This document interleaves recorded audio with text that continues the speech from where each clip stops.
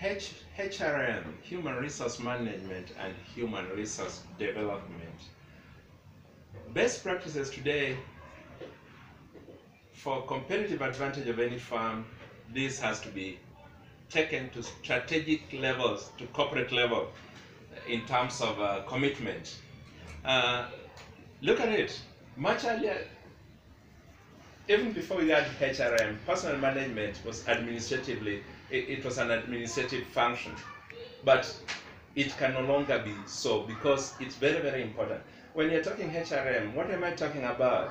A strategic, integrated approach to managing the organization's most valued assets and managing them individually and collectively so that you can achieve the strategic objectives.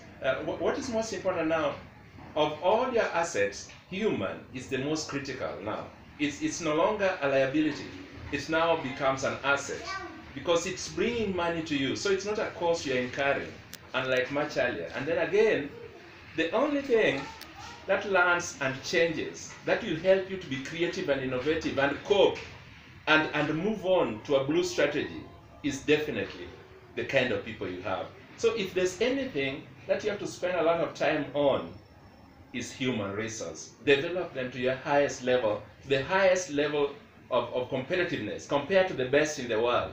And this calls for a lot. First, make sure that HR as a function is advising at corporate level, informing corporate strategic intent and strategic paths and overseeing it. And first, the most important, the prior thing in HR is resourcing the organization with the right people, where you bring in the people. But the challenge now is you have to think strategically at every function of HR. You have to have a resourcing strategy aligned to corporate goals of the organization so that you bring in people that you need, that will oversee your strategies well. So that has to work well so that all your resourcing items in terms of a human resource plan and how you recruit and how you place has to be aligned with that. Then another challenge is HR has to advise on how to manage performance in a paradigm that takes us to the blue strategy.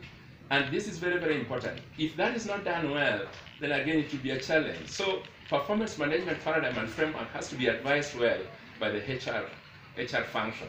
Then again, how to measure performance and evaluate and make sure that it works in line with a balanced scorecard is very, very important. Then knowledge and talent management cannot be ignored in this era.